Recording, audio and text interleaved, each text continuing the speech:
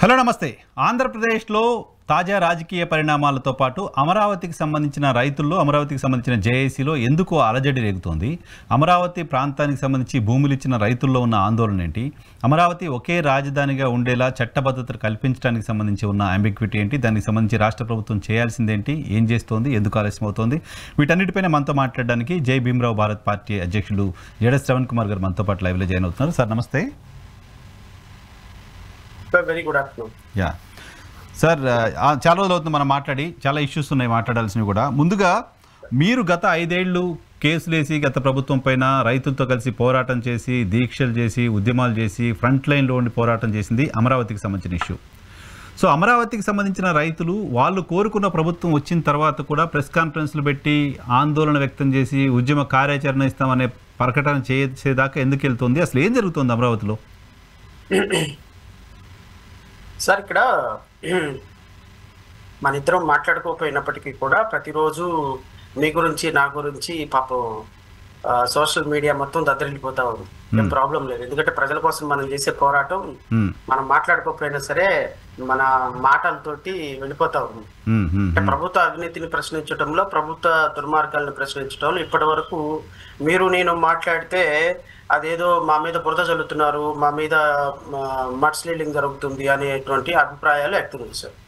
ఇప్పుడు నిన్న అంటే తాడికొండలో అమరావతి జేఏసీలో ఉన్నటువంటి రైతులందరూ కూడా తెలుగుదేశం పార్టీ ఐడియాలజీని, తెలుగుదేశం పార్టీ సిద్ధాంతాలని ఎంతో సీరియస్గా వాళ్ళు వాళ్ళ సొంత పార్టీ లాగా భావించి గత ఎన్నికల్లో వాళ్ళకి క్యాంపెయిన్ చేసి గెలిపించుకున్నారు. ఇందులో డౌట్ లేదు. వాళ్ళు చేసిన ప్రతి పాదయాత్ర, వాళ్ళు ఇచ్చిన ప్రతి స్లోగను, వాళ్ళతో పాటు మేము కలిసి చేసినటువంటి ప్రతి ఉద్యమం కూడా తెలుగుదేశం పార్టీ వాళ్ళ ఖాతాలో వేస్తుంది.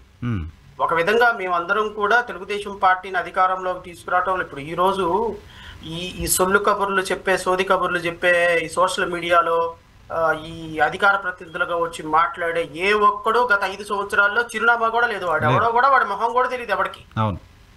వైఎస్ జగన్మోహన్ రెడ్డి ముఖ్యమంత్రిగా ఉన్నప్పుడు వీళ్ళందరూ కూడా ఇప్పుడు మాట్లాడే అధికార ప్రతినిధులు మాట్లాడే వీళ్ళెవ్వరూ కూడా అసలు కనీసం ఆంధ్రప్రదేశ్ రాష్ట్రంలో ఉన్నారో లేరో కూడా తెలియని వెధవలు వీళ్ళంతా. ఈ రోజు వీళ్ళందరూ మీడియా ముందుకు వచ్చి తెలుగుదేశం పార్టీ అధికారంలో ఉంది కాబట్టి బట్టలు దించేసుకుంటున్నారు, పసుపు రంగు మీదేసేసుకొని. అసలు ఒరిజినల్ గా తెలుగుదేశం పార్టీని అధికారంలోకి తీసుకొచ్చింది తెలుగుదేశం పార్టీ ఈ రోజు అధికారంలో ఉండటానికి కారణమైనటువంటి ఒక 4 అత్యంత ప్రధానమైనటువంటి వ్యక్తుల్లో అమరావతి రైతులు కూడా అమరావతి రైతులు చేసినటువంటి పోరాటం గత ప్రభుత్వం మీద, అమరావతి రైతులు చేసినటువంటి త్యాగం, అమరావతి రైతులు చేసినటువంటి న్యాయ పోరాటం, వాళ్ళు చేసే పోరాటాలకి మేమిచ్చినటువంటి ఊపిరి. నాకు తెలిసి నేను ఈ రోజు వరకు ఇప్పటి వరకు జైలు లెక్క పెట్టలే, కానీ బికాస్ అమరావతి ఉద్యమం కోసం నేను జైలుకి వెళ్ళి జైల్లో కూర్చొని పొద్దున్న నుంచి సాయంత్రం వరకు ఒక సిఐ ముందు కూర్చోవాల్సినటువంటి పరిస్థితి తీసుకొచ్చింది అమరావతి ఉద్యమం. సో అమరావతి ఉద్యమాన్ని అంత సీరియస్ గా నడిపించిన కారణం ఏంటి అంటే, ఈ దేశానికి సార్ ఎవరు ఎన్ని రాజకీయాలైనా చెప్పండి, ఇప్పుడు నేను ఇక్కడ కూర్చొని లీగల్ ప్రొఫెషన్ చేస్తున్నా, మీరు అక్కడ కూర్చొని జర్నలిజం చేస్తున్నారు. హైదరాబాద్ లో కొన్ని లక్షల మంది వాళ్ళ పనులు చేసుకుంటున్నారు, విజయవాడలో కొన్ని కోట్ల మంది వాళ్ళ పనులు చేసుకుంటున్నారు. ఎవరు ఎన్ని పనులు చేసుకున్నా, ఎవరు ఎంత గొప్ప వాళ్ళైనా అల్టిమేట్ గా మనకు అన్నం పెట్టేది రైతు. అవును కదా. రైతు వ్యవసాయం చేయకపోతే, రైతు అనేవాడు బురదలో దిగి ఆ దేవుడు తర్వాత మనకు అన్నం పెట్టేది రైతు మాత్రమే అని నేను పర్సనల్ గా భావిస్తాను. ఎందుకంటే రైతు పట్ల నాకు అంత కన్సర్న్ ఉంది. గత ప్రభుత్వంలో నేను చూసింది రైతులు వాళ్ళు తెలుగుదేశమా వైఎస్ఆర్ కాంగ్రెస్ పార్టీ అని నేను చూడలా. రైతు అనేవాడు ప్రభుత్వానికి భూములు ఇచ్చినప్పుడు they should be protected, they should be given respect, they are deserve to be respect, they are deserve for respect. అందుకోసమని రైతుల కోసం మాకున్న సహకారం చేశాం. మా కన్సర్న్ అంతా ఏంటి అంటే రైతు బాగుపడాలి, భూమి ఇచ్చిన రైతు బాగుపడాలి, రైతు కంట కన్నీరు ఓడకూడదు అనేది నా కన్సర్న్. అందుకని గత 5 సంవత్సరాలు రైతుల కోసం నేను మాట్లాడినటువంటి మాటలు, వాళ్ళకి చేసినటువంటి పోరాటం దేశాల 125 దేశాలలో ఉన్న తెలుగు వాళ్ళు మా మాట కోసం ఎదురు చూసేవాడు. సో నేనేమంటానంటే గత ప్రభుత్వంలో రైతుల్ని సీరియస్ గా రిప్రజెంట్ చేసి అసలు అమరావతి రైతుల వాళ్ళ కష్ట ఫలితంతోనే ఈ రోజు కూటమి ప్రభుత్వం అధికారంలోకి వచ్చిన సందర్భంలో ఈ రోజు రైతులు పెడుతున్న కన్నీటికి ఎవరు సమాధానం చెప్తారనేది నా ప్రశ్న. ప్రభుత్వమే చెప్పాలి, ఎవరు చెప్తారు సార్? మీరు గమనించండి, 2019 ఈ 3 రాజధానుల క్యాపిటల్ నిర్ణయం వచ్చిన దగ్గర నుంచి పవన్ కళ్యాణ్ అనేటువంటి వ్యక్తి ఒక్కనాడు కూడా రైతుల కోసం 1-2 సందర్భాల్లో తప్ప పోరాటం చేసిన చరిత్ర లేదు. 100%. జనసేన నాయకులు పోరాటం చేసిన చరిత్ర లేదు, భారతీయ జనతా పార్టీ పోరాటం చేసిన చరిత్ర లేదు. ఒకసారి ఇప్పుడున్న హెల్త్ మినిస్టర్ మాత్రం ఒకసారి నందిగామ సురేష్ అతని మీద అటాక్ చేసినప్పుడు అతను వచ్చాడు తప్ప భారతీయ జనతా పార్టీ ఏ రోజులో కూడా. కానీ ఈ రోజు వాళ్ళు అధికారంలో ఉన్నారు. అధికారంలో ఉన్ని కూడా ఈ రోజు రైతులకి అన్యాయం చేస్తున్నారు అంటే 2019 నుంచి 2024 వరకు అన్యాయం చేసిన పార్టీలే ఈ రోజు మళ్ళీ రైతులకు అన్యాయం చేస్తున్నారు. ఎక్కడికి వెళ్ళాలి రైతులు? ఎవరి దగ్గరికి వెళ్ళాలి రైతులు? అరే నమ్ముకున్న నువ్వే మనం రైతులు అంటే నేను రైతుల పర్సెప్షన్ నుంచి చెప్తున్నాను సార్ నరసింహరావు గారు. రైతుల పర్సెప్షన్ లో నుంచి రైతులు చంద్రబాబు నాయుడిని రాముడు అని నమ్మారు. పాపం రైతులు మీద ఆయన కాలేసి తొక్కుతుంటే ఎవరి పేరు అరవాలి వాళ్ళు? అంతే కదా, ఆయన రామారామని అరవాల్సిందే. ఆయన రక్షిస్తారని కదా ఓట్లేసింది. ఇప్పుడు ఆయనే ఇబ్బంది పెడుతున్నారు అనేది. 5 సంవత్సరాలు ఆయన 3 రాజధానులు తీసేసి ఇప్పుడు వాళ్ళు ఇప్పుడు చంద్రబాబు నాయుడు రైతుల మీద కాలేసి తొక్కుతుంటే ఎవరి పేరు అరవాలి వాళ్ళు? ఇటు పక్కన జగన్మోహన్ రెడ్డి 3 రాజధానులు అంటాడు, అమరావతికి యాక్సెప్ట్ చేయడు. నువ్వు అమరావతి యాక్సెప్ట్ చేసావు, అధికారంలోకి వచ్చి అసలు రైతులు నిన్న ఒక రైతు మాట్లాడారు సిఆర్డిఏలో రైట్ ఫ్రమ్ ఎంట్రన్స్ బంట్రోత్ దగ్గర నుంచి సిఆర్డిఏ కమిషనర్ వరకు ఇంచుకి సెంటుకి గజానికి లంచం అంటే ఇంకోటి, ఇది మీ ఫ్రెండ్ మా ఫ్రెండ్ కామన్ ఫ్రెండ్ ఉన్న వెంకటకృష్ణ డిబేట్ లో ఇది ఒక 40 minutes దీని మీదే జరిగింది డిస్కషన్ రాత్రి. ఒక జేఏసీ చైర్మన్ రైతు నిన్న ఓపెన్ గా చేశారు సిఆర్డిఏ లంచాల మయం. వెంకటకృష్ణ గారు సిఆర్డిఏలో అడుగున గజానికి లంచం ఇచ్చినోడికి ఫ్లాట్ ఒకవైపు వస్తుంది, లంచం ఇవ్వనోడికి ఫ్లాట్ ఇక్కడ వైపు వస్తుంది, లంచం ఇవ్వకపోతే అసలు ఫ్లాట్ ఏ ఉండదు. ఈ విధంగా గజానికి లంచాలతోటి మంచాలు ఎక్కుతున్నటువంటి సిఆర్డిఏ అధికారులు మేము ఏమనాలి, ఏం మాట్లాడాలి, మా పరిస్థితి ఏంటి అని చెప్పేసి ఆయన ఆక్రోశం వెళ్ళబిక్కుతుంటే ఏం మాట్లాడాలో అర్థం కాలేదు మన ఫ్రెండ్కి. ఈ డిబేట్ నేను ఎక్స్టెండ్ చేస్తాను, రాష్ట్ర ప్రభుత్వం ఈ విధంగా అవినీతి చేస్తుందా, అన్యాయాలు చేస్తుందా అని చెప్పేసి మాట్లాడు. ఎందుకు నేను ఈ మాట చెప్పాల్సి వచ్చింది అంటే మీ డిబేట్ లో ఇంకొక ప్రస్తావన ఎందుకు వచ్చిందంటే తెలుగుదేశం అధికారిక మీడియాగా చలామణి అవుతున్నటువంటి మీడియాలోనే ఈ రోజు లంచాల అవతారం అనేది ఒక ప్రధానమైన డిస్కషన్ గా వస్తుంది అంటే ఇంకా మీరు నేను చేసే ఎలిగేషన్స్ కి బేస్ లేకుండా ఎందుకు ఉంటది? కొంచెం మీరు కెమెరా ముందు రారా, ఆడియో కొంచెం. మీరు నేను చేసేటువంటి దానికి బేస్ లేకుండా ఎందుకు ఉంటుంది?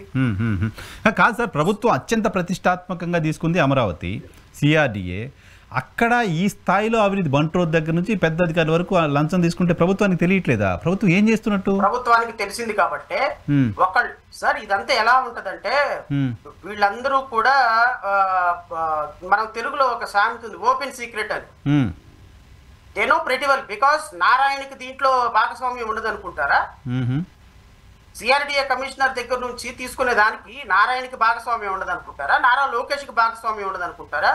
లేకపోతే పవన్ కళ్యాణ్కి భాగస్వామ్యం ఉండదు అనుకుంటారా? ప్రభుత్వంలో పెద్దలకి భాగస్వామ్యం ఉండదు అనుకుంటారా? భాగస్వామ్యం లేకుండా ఎలా ఒక ప్రభుత్వ అధికారి సిఆర్డిఏ కమిషనర్ సాయంత్రానికి లేకపోతే ఒక నెల రోజులకి ఒక 50 కోట్ల 40 కోట్ల లంచం తీసుకోగలుగుతారు? లంచం తీసుకుని ఉండగలడా అధికారులు రాజకీయ నాయకులకు డబ్బులు ఇవ్వకుండా? ఆ రైతుల దగ్గర లంచం తీసుకునే పరిస్థితి ఏంటి సార్? వాళ్ళు భూములు ఇచ్చారు, కొట్లాడారు, ఆవేదనతో ఉన్నారు. I request you please go through the yesterday's debate. 4 రైతులు, ఒక దళిత రైతు సుధాకర్ అండ్ అమరావతి కోసం 5 సంవత్సరాలు అహర్నిశలు పోరాటాలు చేసినటువంటి prominent leaders they were in debate yesterday. Entire debate మొత్తం దాని కాన్సెప్ట్ మొత్తం అవినీతి, సిఆర్డిఏ అధికారుల అవినీతి, ప్రభుత్వం పట్టించుకోవట్లేదు, నారాయణ పట్టించుకోవట్లేదు, ముఖ్యమంత్రి పట్టించుకోవట్లేదు. మేము ఎక్కడికి వెళ్ళాలి? మళ్ళీ మేము పోరాటం స్టార్ట్ చేయాలి. ఇది అసలు కనీసం 3 నెలల నుంచి ఒక అపాయింట్మెంట్ దొరకని మంత్రి అపాయింట్మెంట్ దొరకని పరిస్థితి. 1 సంవత్సరం 7 నెలల నుంచి ముఖ్యమంత్రి అపాయింట్మెంట్ కోసం ప్రయత్నం చేస్తుంటే అమరావతి రైతులకు దొరకని పరిస్థితి. మీకు ఒక సింపుల్ ఎగ్జాంపుల్ చెప్తాను సార్, ప్రభుత్వం యొక్క నిర్లక్ష్యానికి కారణం. నరసింహరావు గారు 2014 సంవత్సరంలో మన ఆంధ్రప్రదేశ్ రాష్ట్రానికి సిఆర్డిఏ క్యాపిటల్ ఈ యాక్ట్ అమల్లోకి వచ్చింది. సిఆర్డి సో ఈ సిఆర్డిఏ క్యాపిటల్ రీజన్ ప్రకారం నోటిఫికేషన్ ఇచ్చి ఈ నోటిఫికేషన్ లో Amaravati Andhra Pradesh capital regional development authority act declaration of AP capital region అంటే ఏపీ క్యాపిటల్ రీజన్ ని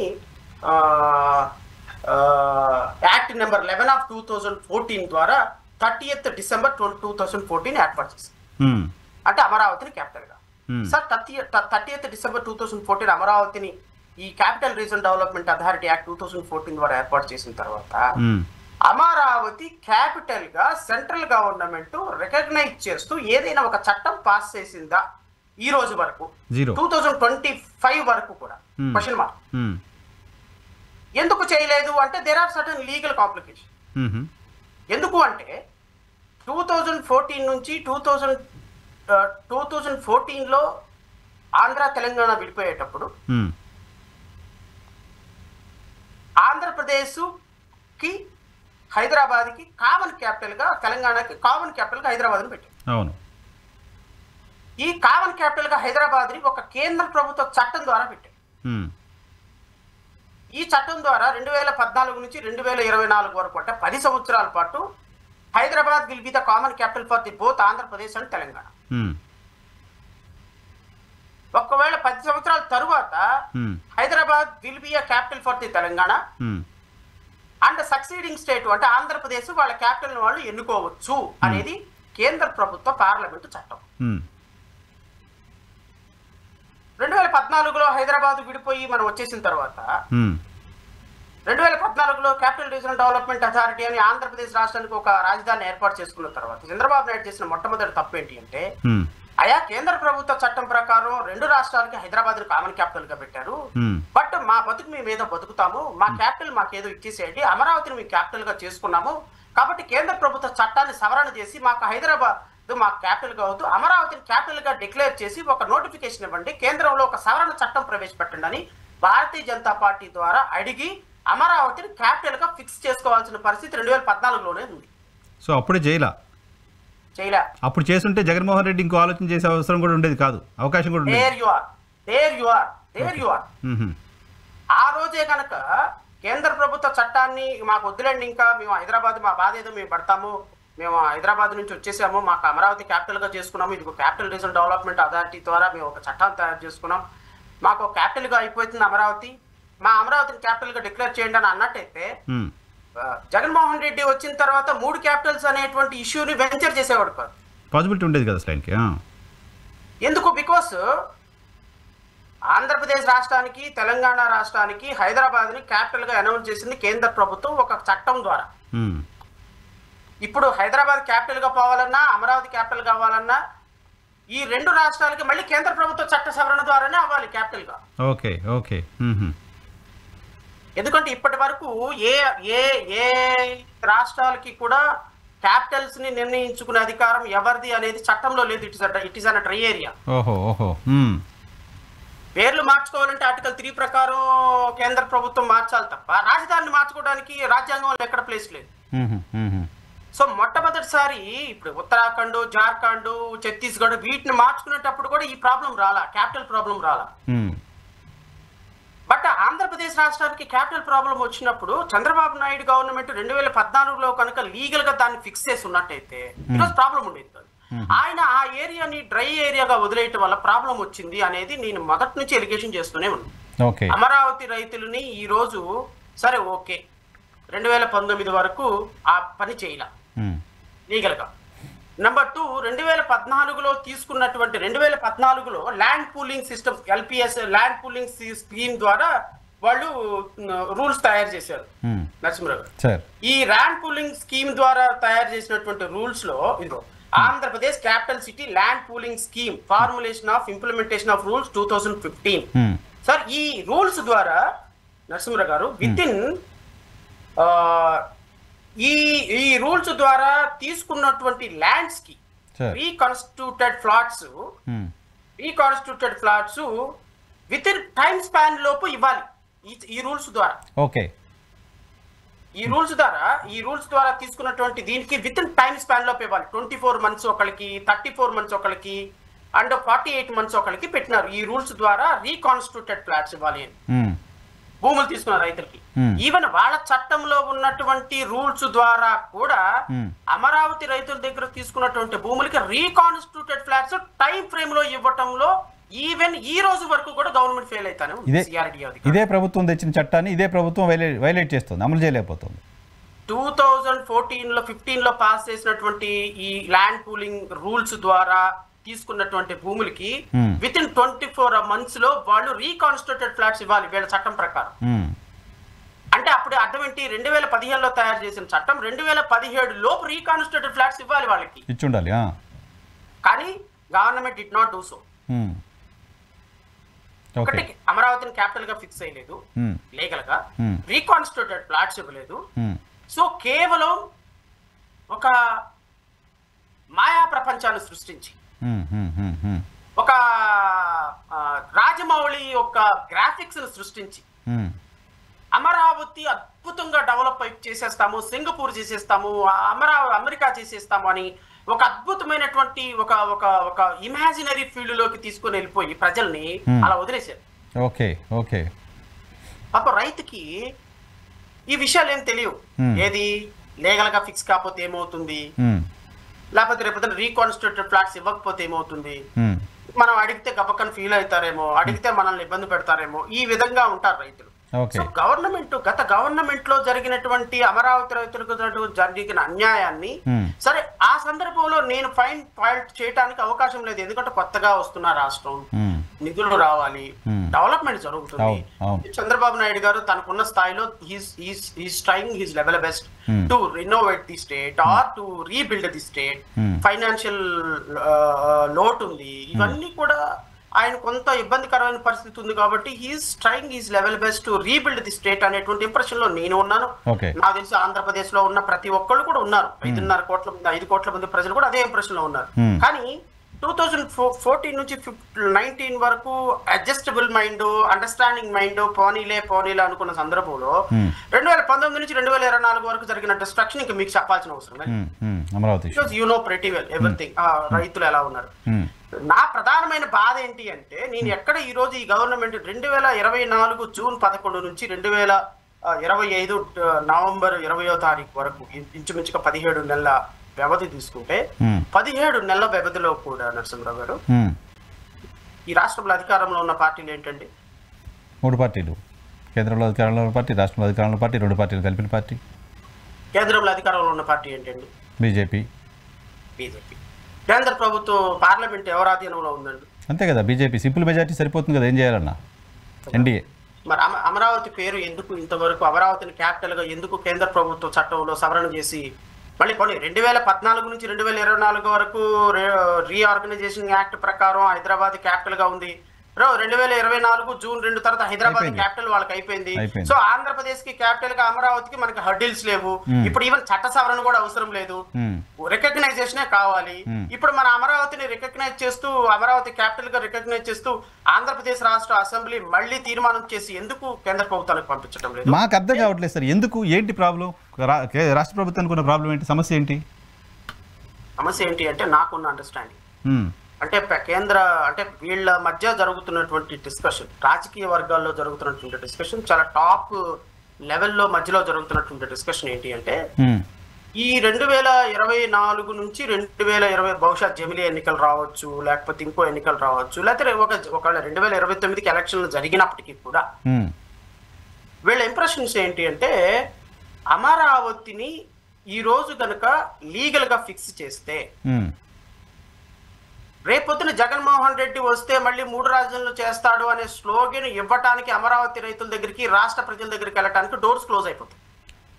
ఓ my god, political motto, political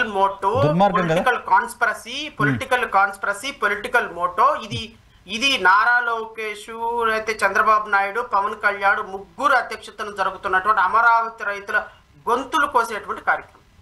దుర్మార్గం కదా. రాజకీయాలకు వాడుకుంటారా ఉద్యమాన్ని, సెంటిమెంట్ని, రాష్ట్రాన్ని at the cost of state. Even రైతుల సమస్యలు పక్కన పెట్టండి. మొన్న చంద్రబాబు నాయుడు చెప్తున్నాడు రైతులతో ముచ్చట వేసినప్పుడు, నేను ఏదో ఒక రకంగా మోడీని రిక్వెస్ట్ చేస్తాను.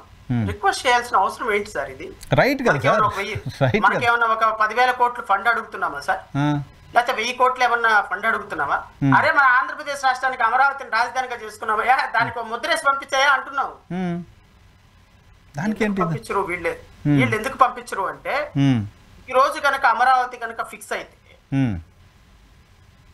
రైతులు, రాష్ట్రంలో రైతులు వీళ్ళందరూ అమ్మయ్య ఇంకా అమరావతి ఎక్కడికి కథలు తప్పాయి, ఇబ్బంది ఏం లేదు, మనకు తెలుగుదేశం పార్టీతో పని లేదు, వైఎస్ఆర్సీపీతో పని లేదు, ఒకవేళ రేపొద్దున అమరావతి రాజధానిగా మారిస్తే ఒకవేళ మనం హైకోర్టుకి వెళ్ళొచ్చు, మనకేం సంబంధం లేదు అనేటువంటి ఒక భరోసా వచ్చేస్తుంది. ఇప్పుడు ఆ భరోసా రాకూడదు వీళ్ళకి. భరోసా రాకుండా ఏం చేయాలి?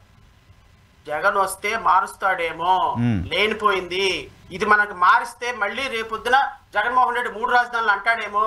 ఎందుకు వచ్చిన మంచిది, Telugu Desam party development activities start చేసింది, డెవలప్మెంట్ అండర్ కన్స్ట్రక్షన్ లో ఉన్నాయి. ఇదిగో 2 సంవత్సరాలు అయినప్పటికీ 4 రోడ్లు వేశారు, 4 బిల్డింగులు కట్టారు. ఈ 3 సంవత్సరాల్లో అదిగో ఇదిగో ఇదిగో ఇదిగో అని చెప్పేసి ఇంకో 10 బిల్డింగులు 10 వంతెనలు కడతారు. ఇదిగో ఏదో some construction is going on. They are looking for they are trying to do some development Andhra Pradesh లో చేయడానికి ప్రయత్నం చేస్తున్నారు. ఈ సందర్భంలో మళ్ళీ తెలుగుదేశం పార్టీ అధికారాన్ని మారిస్తే మళ్ళీ మొదటికే మోసం వస్తుంది. కాబట్టి మనం ఎట్లా అయినా సరే ఈసారి మళ్ళీ తెలుగుదేశాన్ని రిటైన్ చేసుకోవాలని రైతులు అనుకోవాలి, అమరావతి రైతులు అనుకోవాలి, మిడిల్ క్లాస్ మ్యాన్ అనుకోవాలి, ఆంధ్ర ప్రజలు అనుకోవాలి. సో ఇలాంటి పరిస్థితి మళ్ళీ రేపొద్దున జగన్ వస్తే డిస్ట్రక్షన్ స్టార్ట్ అవుతుంది. కాబట్టి అమరావతిని లీగల్ గా వాళ్ళు స్ట్రెంగ్తన్ చేయకుండా అలా వదిలేశారు సార్. ఓకే, ఇది పొలిటికల్ మోటో కనపడుతుంది. మిగతా సమస్యలు ఎందుకు పరిష్కారం చేయలేకపోతున్నారు సార్? ఇంకా చాలా సమస్యలు ఉన్నాయి. అసలు ఇప్పుడు రైతుల బాధ ఏంటి? ప్లాట్లు కూడా ఇవ్వలేకపోతున్నారు, ఇంకెక్కడో ప్లాట్లు ఇస్తున్నారు మాకు. ఆ భూములు అసలు మా గవర్నమెంట్ తీసుకుందో లేదో తెలియదు. ప్లాట్ రాళ్ళు బాతారు, ఆ రాళ్ళని పోయినాయి, ఎక్కడున్నాయో తెలియదు, ఎప్పుడు డెవలప్మెంట్ జరుగుతుందో తెలియదు. చాలా ఆవేదన రైతుల్లో వ్యక్తమవుతుంది సార్. సినిమాలు చూస్తారా మీరు? అప్పుడప్పుడు ఖచ్చితంగా తెలుసుగా మీకు. ఎవ్రీ వీకెండ్ సినిమా చూస్తా మస్ట్గా. లేటర్ సినిమాకి వెళ్ళారా? వెళ్ళా. గొల్లపూడి మారుతీరావు అను రాణా మధ్యలో ఒక డిస్కషన్ జరుగుతుంది, విన్నారా? రాష్ట్ర ప్రజల కోసం మళ్ళీ ఇంకోసారి చెప్తా. పేదవాడు పాప కష్టపడి బిర్యానీ బిర్యానీ తెచ్చుకుంటే ఆ బిర్యానీ లాక్కోవాలి. ఆశగా పాప ఆకలితో అటు ఇటు చూస్తే ఏదో మరి కష్టపడి సరే బిర్యానీ అయిపోయింది కానీ భోజనం తెచ్చుకుంటే అది కూడా లాక్కోవాలి. అది కూడా లాక్కొని రైస్ ఫ్రీ అనాలి. రైస్ ఫ్రీ అని అడిగితే ఆ గంజి తాగటానికైనా ఆశపడతారు. అంటే నీ చెప్పడం సీక్వెన్స్ మిస్ అయింది అనుకో, లాజిక్ అయితే అర్థమైంది. అమరావతి ప్రజలు కావచ్చు, లేకపోతే అమరావతిలో రైతులు కావచ్చు, వీళ్ళు రీకాన్స్టిట్యూటెడ్ ఫ్లాట్స్ కోసం నమో రామచంద్ర అని ఆకాశం వైపు ఎదురు చూసినట్టుగా చంద్రబాబు నాయుడు గవర్నమెంట్ వైపు ఎదురు చూడాలి. ఓకే, మళ్ళీ ఇంకొకటి ఈ రీకాన్స్టిట్యూటెడ్ ఫ్లాట్స్ కూడా వీళ్ళు తెలివిగా ఏం చేస్తారంటే ఇప్పుడు వాళ్ళలో కొంత రివోల్ట్ స్టార్ట్ అయింది కాబట్టి వాళ్ళని ఇప్పుడు ఏం చేస్తారంటే ఒక 10% 20% రీకాన్స్టిట్యూటెడ్ ఫ్లాట్ ఇస్తున్నట్టుగా నటిస్తారు. ఓకే, అక్కడ ఇక్కడ బౌండరీస్ వేయటం, అది చేయటం, ఇది చేయటం చేస్తారు. అంటే రీకాన్స్టిట్యూటెడ్ ఫ్లాట్స్ కూడా సార్ మీ ఇష్టం వచ్చినట్టు అదిగో నీ ఫ్లాట్ అదిగో ఇదిగో నీ ఫ్లాట్ ఇదిగో చూపించడానికి లేదు సార్. రీకాన్స్టిట్యూటెడ్ ఫ్లాట్స్ కూడా పూర్తి డెవలప్ చేసి రాష్ట్ర ప్రభుత్వం ఇవ్వాలి. అదే కదా ప్రామిస్ చేసింది. రోడ్లు ఇవ్వాలి, లైటింగ్ ఇవ్వాలి, వాళ్ళకి స్ట్రీట్ లైట్స్ ఇవ్వాలి, వాళ్ళకి బేస్ ఇవ్వాలి, దారి ఇవ్వాలి, ఈస్మెంటరీ రైట్లు. ఇవి లేకుండా వాళ్ళు ఏం చేసుకోలేరు దాన్ని. అంతే కదా. సో రీకాన్స్టిట్యూటెడ్ ఫ్లాట్స్ అమ్ముకునే అవకాశం ఉన్న సందర్భంలో ఈ రోజు రైతులకి ఈ రోజు రివోల్ట్ అయింది కాబట్టి ఈ రోజు ఇది పెద్ద ఇష్యూ అవుతుందేమోనని చెప్పి వీళ్ళకి అటు ఇటు అటుగా కొన్ని రీకాన్స్టిట్యూటెడ్ ఫ్లాట్స్ ఇచ్చినట్టుగా నడుస్తారు. బట్ మీరు గుర్తుపెట్టుకోండి, 2028 ఎలక్షన్ ఎజెండాలో అమరావతి రైతుల అంశం ప్రధానమైనది కాబోతుంది. కూటమి వైపు నుంచి కూడా మీకు ప్లాట్లు ఇస్తాం, సమస్య పరిష్కారం చేస్తాం, అప్పుడు కూడా చెప్తారేమో. అమరావతి డెవలప్ కావాలి అంటే మళ్ళీ చంద్రన్న రావాలి. అమరావతి ఒకే క్యాపిటల్ గా నిలబడాలి అంటే మళ్ళీ చంద్రన్న రావాలి. రైతు కన్నీరు లేకుండా ఉండాలంటే మళ్ళీ చంద్రన్న రావాలి. మళ్ళీ దుర్మార్గుడు పరిపాలన అంతమొందాలి అంటే మళ్ళీ చంద్రన్న రావాలి. సో ఈ విధమైనటువంటి స్లోగన్స్ తోటి అమరావతి రైతుల్ని రైట్ ఫ్రమ్ 2014 నుంచి 2014 నుంచి మోసం చేసుకుంటూ ఈ రోజు వచ్చినటువంటి మోసం ఈ రోజు రైతులకి కూలంకుషంగా అర్థమైంది. ఓకే, స్పష్టంగా అర్థమైంది. ఏమని 17 సంవత్సరాలు 17 నెలల్లో కనీసం రైతులతో కలవని ముఖ్యమంత్రి ఏం ముఖ్యమంత్రి అండి? ఎందుకోసం వచ్చావు నువ్వు? ఉంటుంది అమరావతిలో. నువ్వు నీ ప్రభుత్వం ఏర్పడింది అమరావతి యొక్క బిడ్డల యొక్క రక్త మాంసాల మీద. ఈ రోజు నీ ప్రభుత్వం ఏర్పాటు కావడానికి కారణం అమరావతిలో మహిళలు, రైతులు, బిడ్డలు, ఆడ మహిళలు. సార్ నాకు తెలిసి నిజంగా నేను చాలా సీరియస్ గా చెప్తున్నాను నరసింహరావు గారు, అసలు ఒక 1700 రోజులు ఇళ్లలో పొయ్యి వెలగలేదు సార్ ఆడవాళ్ళకైతే. పొయ్యి దగ్గర ఆడవాళ్ళు లేరు, మగవాళ్ళు అంటుండారు సార్, మగవాళ్ళు అంటుండారు. నిజంగా నిజాయితీగా చెప్తున్నా, ఏ కమ్యూనిటీ అనేది నాకు సంబంధం లేదు. రైతు అనేవాడు ఒకే ఒక కమ్యూనిటీ సార్, నాకు అన్నం పెట్టే రైతు. వాళ్ళ కమ్మ, రెడ్డ, ఇంకోళ్ళ నేను మాట్లాడు. ప్రతిరోజు నేను ఎన్ని బాధలున్నా, ఎన్ని కష్టాలున్నా, ఎన్ని కోర్టులో కేసులున్నా సాయంత్రానికి అమరావతి రైతుల కోసం మాట్లాడేవాడు. 1700 రోజులు మహిళల యొక్క కష్టంతో ఏర్పడిన ప్రభుత్వం ఇది. నువ్వు వాళ్ళని పిలిచి నువ్వు గౌరవించుకోకపోతే ఇంక దేనికోసం నువ్వు ఉంది? అదే కదా. సిఆర్డిఏ కమిషనర్ రైతులు వెళ్తే నవ్వుతాడంట, అవహేళనగా చూస్తున్నాడట. అవహేళనగా ఎవరికి ఇచ్చారు భూములు, ఎవరిని అడుగుతున్నారా, వెళ్ళి అడగని పోండి అంటాడట. 3 నెలల క్రితం కలిసిన మినిస్టర్ ఈ రోజు వరకు దిక్కు దేవానం లేదట. నారా లోకేష్ అసలు మాట్లాడు, చంద్రబాబు నాయుడు అసలు మాట్లాడు, సృజనా చౌదరి అసలు మాట్లాడు. వీళ్ళందరూ ఈ అమరావతిని అడ్డం పెట్టుకుని అధికారంలోకి వచ్చిన దుర్మార్గులు వీళ్ళంతా. ఆడపిల్లకి కంట కన్నీరు ఒలిపితే నేను వస్తానన్నాడు పవన్ కళ్యాణ్. అమరావతి రైతుల గురించి ఎందుకు మాట్లాడు? అదే కదా, ప్రభుత్వంలో లేవా? సో కాబట్టి ఇవన్నీ బోటకాలు నరసింహరావు గారు. రాష్ట్ర ప్రభుత్వం అమరావతి అమరావతిని ఫిక్స్ చేయకపోతే, అమరావతిని లీగల్ గా ఫిక్స్ అయిపోతే, అమరావతి రైతుల రీకాన్స్టిట్యూటెడ్ ఫ్లాట్స్ ఇవ్వకపోతే, అమరావతి రైతులకు ఇస్తానన్నటువంటి అంశాలు చేస్తానన్నటువంటివి ప్రతి ఒక్కటి నిర్వర్తించకపోతే ఈ రాష్ట్ర ప్రభుత్వం గొప్ప కూలిపోవడం కాదు. సో ఏంటి సార్, అమరావతి రైతుల్లో మీకు రెగ్యులర్గా టచ్లో ఉండే వాళ్ళు ఉంటారు, మీరు మాట్లాడుతూ ఉంటారు, ఆ ప్రాంతానికి వెళ్తుంటారు, వాళ్ళ పట్ల కన్సర్న్ చూపిస్తుంటారు. వాళ్ళు మళ్ళీ సమస్యల పరిష్కారం కోసం ఆందోళన చేయాల్సిందేనా, మళ్ళీ రోడ్డు ఎక్కాల్సిందేనా, మళ్ళీ టెంట్లు వేసుకోవాల్సిందేనా, మళ్ళీ ఇంట్లో పొయ్యి వెళ్ళకుండా రోడ్డు ఎక్కాల్సిందేనా? 2024 నుంచి అమరావతి రైతులు ఎవరు నాతో మాట్లాడరు, వాళ్ళు నాతో మాట్లాడరు, నాతో కన్సల్ట్ అవ్వరు, నన్ను ఒక ఎనిమి లాగా చూడటం స్టార్ట్ చేశారు. మీకు కన్సర్న్ ఉంది కదా, మీకు కన్సర్న్ ఉంది కదా సబ్జెక్ట్ పట్ల, వాళ్ళ సమస్యల పట్ల. I have a concern. Still I have a concern. And I will continue the concern. I have a concern. నేను అమరావతి రైతుల పట్ల కేసులు వేస్తాను, అమరావతి రైతుల కోసం ఫైట్ చేస్తాను. బికాస్ నాకు సంబంధించినంత వరకు రైతు సార్, మీరు నమ్ముతారో లేదో, 34,000 ఎకరాల్లో 28,000 ఎకరాలు ఇచ్చింది 1 ఎకరం, అర ఎకరం, 2 ఎకరాలు ఎస్సీ, ఎస్టీ, బీసీ, మైనార్టీ రైతులు సార్, చిన్న రైతులు, సన్నకారు రైతులు. వాళ్ళ పరిస్థితి ఏంటి? ఒక పిల్ల పెళ్లి చేసుకోవాలి అంటే భూమి ఉంది, అమ్ముకోవడానికి లేదు, బ్యాంకులో పెడితే లోన్ ఇవ్వడు, బ్యాంకులో లోన్ లేవు. ఒక పిల్లోని చదివించుకోవాలంటే డబ్బు లేవు సార్. మొన్న అమరావతిలో ఒక రైతు, ఒక లేడీ, ఒక ఆవిడ చనిపోవటానికి హైకోర్టులో పిటిషన్ వేసింది కదా. Pathetic situation there. ఈ రోజు కన్నీళ్లతోటి కడుపు నింపుకొని బతుకుతున్నారు సార్ అమరావతి రైతులు. ఈ ప్రభుత్వానికి పట్టటంలా, ఈ ప్రభుత్వానికి అసలు ఏ విధంగానూ పట్టటంలా.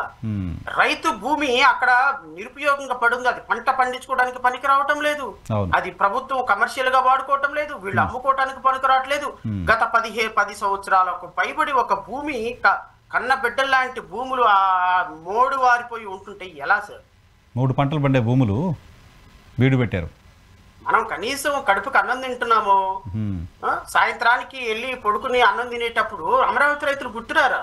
రావాలి కదా సార్, రావాలి కదా. వాళ్ళ కష్టంతో ఈ రోజు నువ్వు ముఖ్యమంత్రి అయ్యావు, నీ కొడుకు మంత్రి అయ్యాడు, నీ కొడుకు 1000 కోట్లు సంపాదించడానికి కారణం అమరావతి రైతులు ఇచ్చినటువంటి పోరాటం, చేసినటువంటి పోరాటం. నీ పవన్ కళ్యాణ్ హెలికాప్టర్లు తిరగడానికి కారణం ఆ రైతులు మేము చేసినటువంటి పోరాటం. ఏం చేశారా మీరు? నారా లోకేష్ గాని, చంద్రబాబు నాయుడు గాని ఏ రోజున ఒక అమరావతి రైతుల కోసం ఒక యాత్ర చేశారా? భువనేశ్వర్ గారు వచ్చారు, గాజులు ఇచ్చారు, ఉద్యమానికి డబ్బులు ఇచ్చారు. సరే, ఆమె స్పందించారు. 1700 రోజులు నిరంతర ఉద్యమాన్ని మానిటర్ చేసి ఉద్యమంలో పాల్గొన్నది మాలాంటి వాళ్ళం. నేనేమంటానంటే సిపిఐ సార్, మీరు రామకృష్ణ గారు కావచ్చు, సిపిఐ, సిపిఎం వాళ్ళు ఇచ్చినటువంటి మద్దతు తక్కువ అనుకుంటే ఎట్లా సార్? కాంగ్రెస్ పార్టీ, అవును, కాంగ్రెస్ పార్టీలో చాలా మంది పెద్దలు వచ్చి చేశారు, ఉద్యమాలు చేశారు. ఈ ఉద్యమాలు ఈ రోజు మీరేదో అధికారంలోకి వచ్చేసారు, పవన్ కళ్యాణ్కి ఏదో 4 ఓట్లు ఉన్నాయి కాబట్టి పవన్ కళ్యాణ్ పక్కన కూర్చోబెట్టుకుని ఆ పవన్ కళ్యాణ్ తోటి లేకపోతే భారతీయ జనతా పార్టీ 0.5% ఉన్న భారతీయ జనతా పార్టీ ఓట్లు కేంద్రంలో అధికారం ఉందని పక్కన కూర్చోబెట్టుకుని మీరు అధికారం అనిపిస్తున్నారు. రేపొద్దున గుర్తుపెట్టుకోండి, మీ అధికారం ఊడిన తర్వాత కనీసం పిలిచి ఒక గ్లాసు మంచినీళ్ళు ఇచ్చే దిక్కు కూడా ఉండదు ఆంధ్రప్రదేశ్ రాష్ట్రంలో. బట్ రైతును అన్యాయం చేస్తే, రైతు కష్టం మీద మీరు బతికి ఈ రోజు రైతులు మీరు రోడ్డు మీద పడేస్తే how unfortunate it is. Correct correct correct. So ఏంటి సార్ ఈ సమస్య ఇంక తెగదా? రైతులు ఆందోళన చేయాల్సిందేనా, రోడ్డు ఎక్కాల్సిందేనా? సార్ నేను అనుకోవటం ఈ 35,000 ఎకరాలు తీసుకున్నటువంటి 28,000 మంది రైతులు ఎవరైతే ఉన్నారో వీళ్ళకి యుద్ధ ప్రాతిపాదికన రీకాన్స్టిట్యూటెడ్ ఫ్లాట్స్ విత్ డెవలప్మెంట్ తోటి వాళ్ళకి sanitation, road facility, lighting facility తోటి ఇవ్వాలి. ఇది ఫస్ట్ డిమాండ్. ఈ డిమాండ్ వాళ్ళు నిర్వర్తించుకోకపోతే రాబోయే కాలంలో అదిగో ఇదిగో అని చెప్పేసి వీళ్ళక ప్రయారిటీ ఇష్యూస్ ఇవి కావు. నాకు ఉన్న ప్రాథమికమైనటువంటి సమాచారం 2028లో ఇక మిళ్ళి మేము రాము అనేటువంటి ఒక ప్రాథమికమైన సమాచారం వాళ్ళ దగ్గర ఉంది. ఎందుకంటే వాళ్ళు గ్రౌండ్స్ రూట్ లెవెల్లో వాళ్ళు సర్వే చేయించుకున్నప్పుడు ఇంచుమించుగా 100 మంది ఎమ్మెల్యేలు ఇప్పటికిప్పుడు ఎలక్షన్ పెడితే ఓడిపోతారు.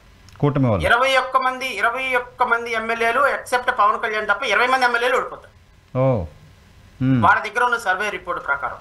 అందుకని పవన్ కళ్యాణ్ కూడా పరిపాలనలో ఏ విధమైన యాక్టివ్ గా ఉండే పరిస్థితి చూపేది. వీలైనంత వరకు ఎంతవరకు దొరికితే అంతవరకు పార్టీ అకౌంట్ లో వేసుకొని వీలైనంత వరకు ఎంతవరకు అవసరమైతే అంతవరకు పార్టీకి సంబంధించిన ప్రభుత్వానికి సంబంధించిన ప్రభుత్వ భూములన్నీ అమ్మేసేసి వీలైనంత వరకు రాష్ట్రంలోకి పెట్టుబడి పెట్టడానికి వచ్చే వాళ్ళు ఎవరైనా ఉన్నారు అంటే వాళ్ళ దగ్గర నుంచి పర్సంటేజ్ తీసుకొని ఈ రోజు సాయంత్రానికి ఎంత కలెక్షన్ వచ్చింది అని లెక్కేసుకోవటానికి మాత్రమే ప్రాధాన్యత ఇస్తున్నారు తెలుగుదేశం పార్టీలో ఉన్నటువంటి పెద్దలు.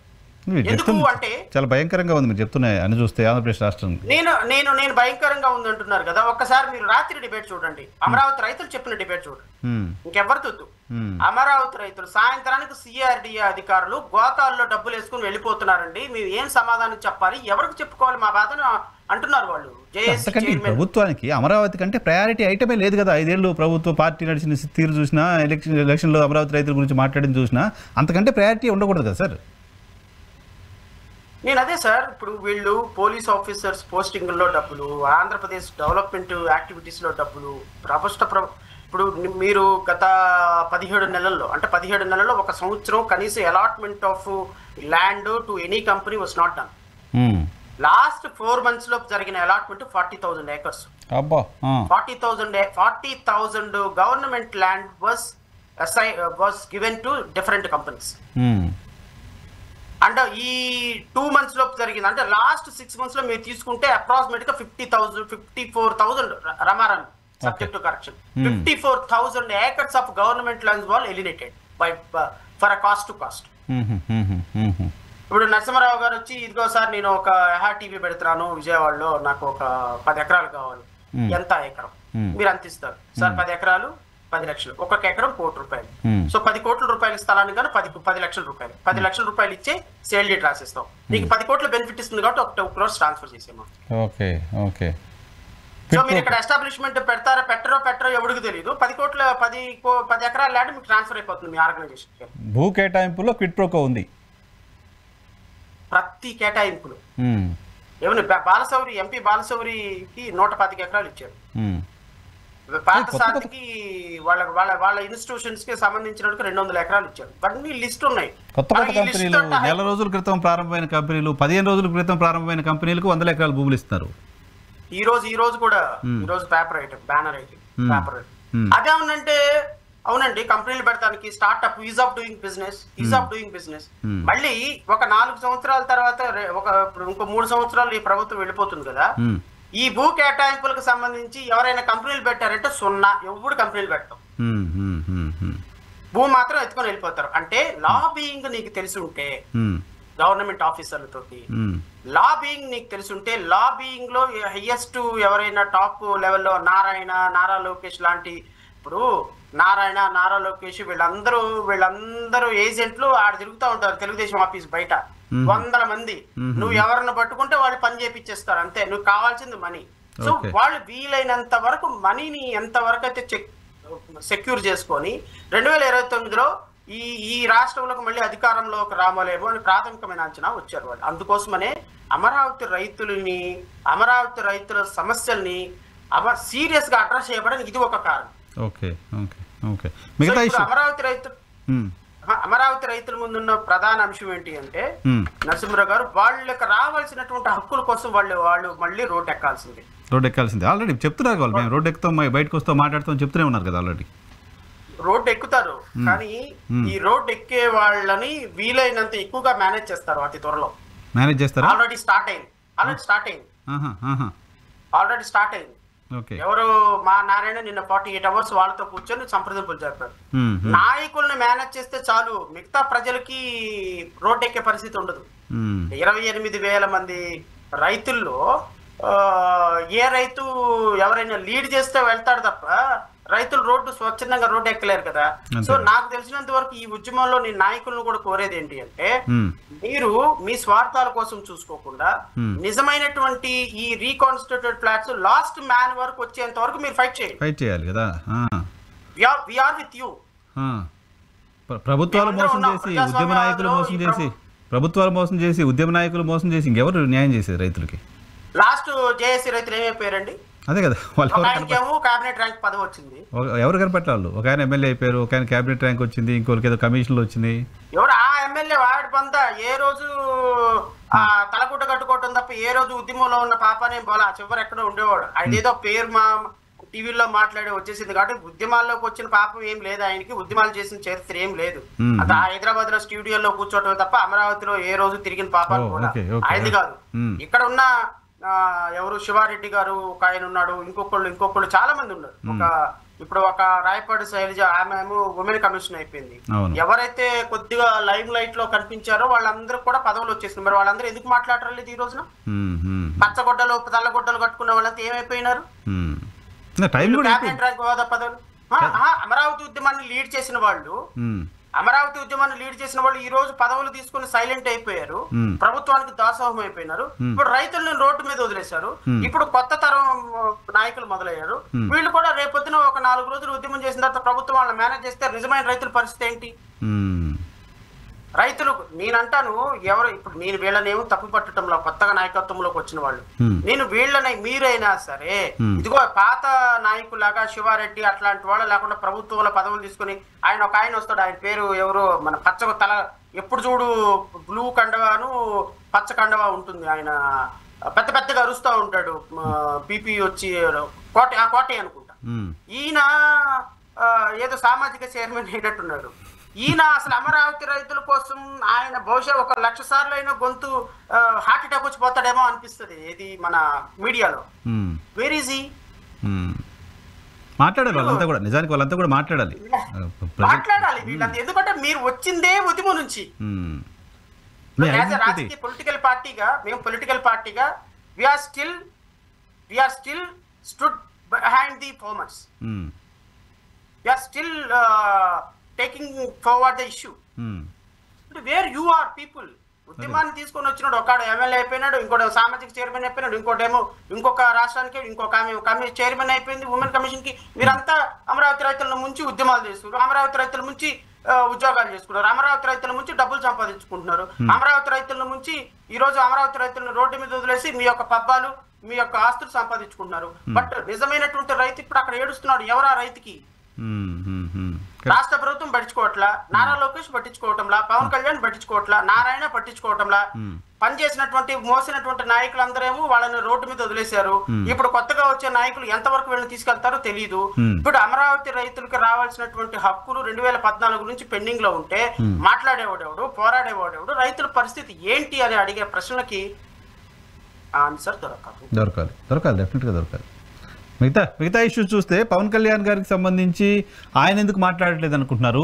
ఈ ఫోటోలకు సంబంధించిన వ్యవహారం ఏంటి? మీ కేసు ఎంతవరకు వచ్చింది? పవన్ కళ్యాణ్ గారి ఫోటోలకు సంబంధించిన కేసు సార్ 2 అంశాలండి. ఇప్పుడు పవన్ కళ్యాణ్ అమరావతి రైతుల గురించి మాట్లాడాల్సినటువంటి బాధ్యత ఆయనకు ఉంది. ఎందుకు ఉంది అంటే ప్రభుత్వంలో ఒక మినిస్టర్ గా ఉంటారు. రెండోది ఏంటి అంటే అతను పంచాయతీరాజ్ అండ్ రూరల్ డెవలప్మెంట్ కి కన్సర్న్ మినిస్టర్. అవును. పంచాయతీరాజ్ అండ్ రూరల్ డెవలప్మెంట్ అంటే అమరావతి లాంటి పర్టికులర్ రూరల్ ఏరియాలకు ప్రతి డిపార్ట్మెంట్ కి కనెక్షన్ ఉన్నటువంటి డెవలప్మెంట్ మినిస్టర్. గ్రామీణ ప్రాంతాలతో సంబంధం ఉండేది కదా ప్రతిదీ. సో మరి మీరు ఆ మినిస్ట్రీలో ఉండి ఈ రోజు అమరావతి రైతుల గురించి ఒక్క మాటను మీరు కేబినెట్ లో మాట్లాడకపోతే, ముఖ్యమంత్రితో మాట్లాడకపోతే, సిఆర్డి అధికారుల అవినీతి గురించి వాళ్ళు అంత దారుణంగా ప్రశ్నిస్తుంటే మీరు మాట్లాడకపోతే మీ సైలెన్స్ ని ఏ విధంగా అర్థం చేసుకోవాలి రాష్ట్ర ప్రజలు? అంటే మీకు ప్యాకేజ్ వస్తేనే మాట్లాడతారా? అంటే మీకు స్క్రిప్ట్ వస్తేనే మాట్లాడతారా? అంటే మీరు ప్రతిపక్షంలో ఉంటేనే మాట్లాడతారా? అంటే మీరు జగన్మోహన్ రెడ్డి ముఖ్యమంత్రిగా ఉంటేనే మాట్లాడతారా? జగన్మోహన్ రెడ్డి ముఖ్యమంత్రిగా ఉంటేనే పూనకం వస్తుందా? జగన్మోహన్ రెడ్డి ముఖ్యమంత్రిగా ఉంటేనే మీకు ఆవేశం వస్తుందా? జగన్మోహన్ రెడ్డి ముఖ్యమంత్రిగా ఉంటేనే మీరు ఇష్యూస్ పట్ల రిప్రజెంట్ చేస్తారా? కాదు కదా. మీరు ఉప ముఖ్యమంత్రిగా ఉన్నారు కాబట్టి ఇప్పుడు మీరు ఇష్యూస్ కి మీరు మాట్లాడే ప్రతి మాటకి ఒక వాల్యూ ఉంటుంది. సమస్య పరిష్కారం చేసే స్థాయిలో ఉన్నారు కదా, ప్రశ్నించే స్థాయిలో కాదు కదా. ఎక్కడున్నారు సమస్య పరిష్కారం చేసే స్థాయి? పొజిషన్లో ఉన్నారు. You are the government, you have to do కదా. కలెక్టర్ ఆఫీస్కి వెళ్తే ముఖ్యమంత్రి చంద్రబాబు నాయుడు, యువతల పక్క ఉప ముఖ్యమంత్రి పవన్ కళ్యాణ్. ఎస్పీ ఆఫీస్కి వెళ్తే పవన్ కళ్యాణ్, పంచాయతీరాజ్ ఆఫీస్కి వెళ్తే పవన్ కళ్యాణ్. ఇవన్నీ కూడా పెట్టుకొని అధికారాన్ని అనుభవిస్తున్నప్పుడు ప్రజా సమస్యలను కూడా అనుభవించాలి, పరిష్కరించాలి కదా. మీరు పొద్దునేమో ఫ్లైట్ ఎక్కితే పొద్దున బేగంపేట ఎయిర్పోర్ట్ లో ఫ్లైట్ ఎక్కితే గన్నవరం ఎయిర్పోర్ట్ లో దిగి అక్కడ నుంచి స్పెషల్ హెలికాప్టర్ లో పలానా చోటుకి వెళ్ళి అక్కడ నుంచి వచ్చి మళ్ళీ గన్నవరం వచ్చి గన్నవరం నుంచి మళ్ళీ మాదాపూర్ ఇంటికి వెళ్ళి పొద్దున బ్రేక్ఫాస్ట్ మాదాపూర్, సాయంత్రం డిన్నర్ మాదాపూర్. మధ్యలో పాపం దురదృష్టం చేసుకుంది ఏంటంటే లంచ్. ఈ లంచ్ దురదృష్టం చేసుకుంది పాప. ఆ లంచ్ కూడా బహుశా మాదాపూర్ నుంచి వస్తుందేమో, నాకైతే తెలియదు. స్పెషల్ ఫ్లైట్ లో టుమారో ఆన్వర్డ్స్. ఎందుకు మళ్ళీ పొద్దున్నే లంచ్ తెచ్చుకుంటే ఆరిపోద్ది కాబట్టి మధ్యాహ్నం అక్కడ తయారు చేసుకుని మళ్ళీ ఆ లంచ్ కూడా ఇక్కడికి ఈయన చిత్తూరులో ఉంటే చిత్తూరులో, శ్రీకాళహస్తిలో ఉంటే హైదరాబాద్ నుంచి స్పెషల్ ఫ్లైట్ లో లంచ్ వస్తుందేమో, నాకైతే తెలియదు. పెట్టినా పెడతారు చంద్రబాబు నాయుడు దానికి. ఎందుకు పెట్టరు? పవన్ కళ్యాణ్ గారు ఇప్పుడు ఏదంటే అదే, డిప్యూటీ చీఫ్ మినిస్టర్ గారు ఏదంటే అది, ఎన్ని ఫ్లైట్లైనా ఎక్కుతారు దిగుతారు చేస్తారు. మరి హోమ్ మినిస్టర్కి ఫ్లైట్ లేదే. నేను విశాఖపట్నం అటు ఇటు తిరుగుతూ ఉంటా. పాపం నేను వెళ్ళిన ఫ్లైట్ లో కనీసం ఒక్క ఫ్లైట్ లో ఒక మినిస్టర్ అయినా కనపడతారు. ఏదో ఒక మినిస్టర్, 4-5 మినిస్టర్లు ఒక్కొక్కసారి కనపడతా ఉంటారు. విశాఖపట్నానికి, విజయవాడకి నేను తిరుగుతున్నా. ఎందుకు? హరిత గారు లేకపోతే ఈయనో డోలవే వీళ్ళందరూ తిరుగుతూ ఉంటారు. మరి వీళ్ళందరికీ స్పెషల్ ఫ్లైట్లు ఎందుకు ఇవ్వటంలా? ఓకే, రాష్ట్రంలో బిజినెస్ రూల్స్ లో మినిస్టర్ కి స్పెషల్ ఫ్లైట్ హెలికాప్టర్ లేదు, ప్రొవిజన్ లేదు. అది ఒక చీఫ్ మినిస్టర్ గారికి ఆ ప్రొవిజన్ ఉంది. ఓకే, మరి ఉప ముఖ్యమంత్రి గారు is being only minister among the council of ministers. How he got that a privilege? Okay, ఈ ప్రివిలేజ్ పొందటానికి కారణం అధికారులు ఆయనకి అనధికారికంగా. ఇప్పుడు పవన్ కళ్యాణ్ మొన్న చిత్తూరు వెళ్ళారు. చిత్తూరు వెళ్ళినందువల్ల రాష్ట్ర ఉప ముఖ్యమంత్రి హోదాలో చిత్తూరు వెళ్ళారు. చిత్తూరు వెళ్ళిన దానికి ఆయన విమాన ఖర్చులు, హెలికాప్టర్ ఖర్చులు, స్పెషల్ ఫ్లాట్ చార్టర్ ఖర్చులు వీటన్నిటికీ ఏ ఎక్స్పెండిచర్ నుంచి ఇచ్చారు అమౌంట్? అంతే కదా, ఆయన డిపార్ట్మెంట్ నుంచి ఇచ్చుంటారు. ఫారెస్ట్ రివ్యూ కదా. ఫారెస్ట్ రివ్యూకి ఇప్పుడు సార్ నేను కూడా ఉద్యోగం చేశాను సార్, నాకు కూడా తెలుసు. నా క్యాడర్ కి నేను 2nd క్లాస్ ఏసీ వరకే ఎలిజిబుల్. ఓకే, జిల్లా జడ్జి క్యాడర్ కి 1st class AC eligible. Okay, high court judge cadre కి ఫ్లైట్ ఎలిజిబుల్. ఇది ఎక్కడైనా ఉన్నటువంటి హైరార్కీ. ఓకే, పవన్ కళ్యాణ్ గారికి ముఖ్యమంత్రి హోదాలో ఉన్నటువంటి వ్యక్తికి ఏం ఎలిజిబిలిటీ ఉందో ఆ ఎలిజిబిలిటీయే వస్తుంది. అంతే కదా, గ్రూప్ 1 ఆఫ్ ద మినిస్టర్. అంతే కదా. స్పెషల్ ఫ్లైట్స్ ఎలిజిబిలిటీ చిత్తూరు వెళ్ళడానికి, శ్రీకాళహస్తి వెళ్ళడానికి ఒకవేళ మీ పార్టీ ఆఫీస్ నుంచి ఏమైనా ఖర్చు పెట్టుకోండి. I don't mind at all. But ప్రభుత్వం నుంచి పెట్టడానికి సంబంధించి మాత్రం ఎక్కడి నుంచి ఖర్చు పెడుతున్నారని తెలియాలి. ఏ హట్టు నుంచి వెళ్తున్నాయి అంటున్నా నేను. 2029లో ఈ అప్రూవ్ చేసినటువంటి ప్రతి రూపాయి ఆ అధికారి దగ్గర నుంచి కలెక్ట్ చేయిస్తాం. అవునా? 100% రాసి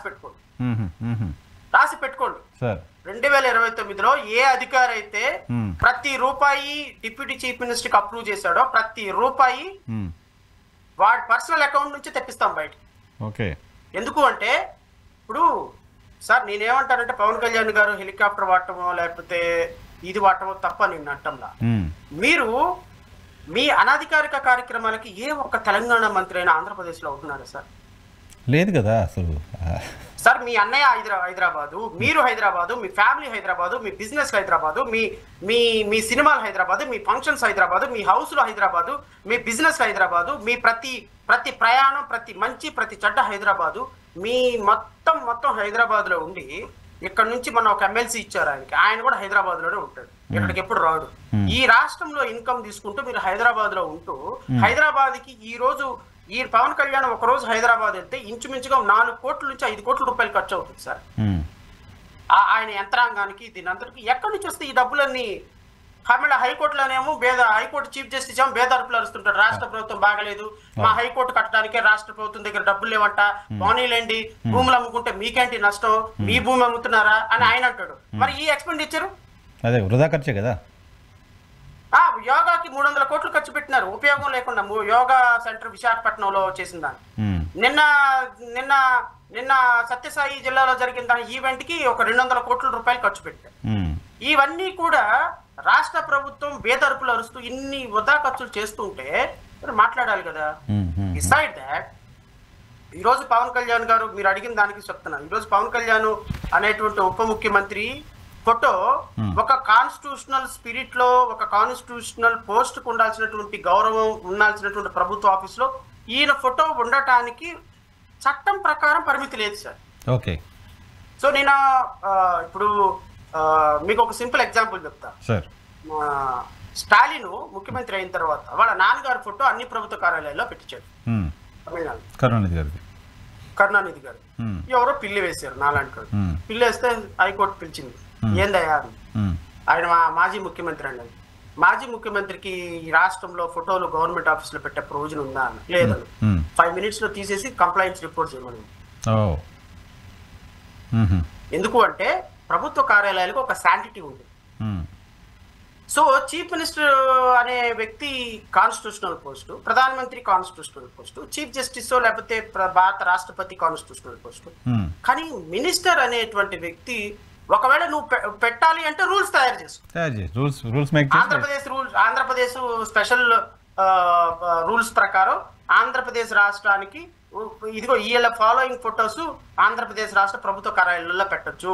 number 1 chief minister, number 2 deputy chief minister, number 3 Nara Lokesh chief minister son, number 4 chief minister wife, number 5 chief minister grandson, number 5 chief minister daughter in law, and deputy chief minister wife, deputy chief minister children.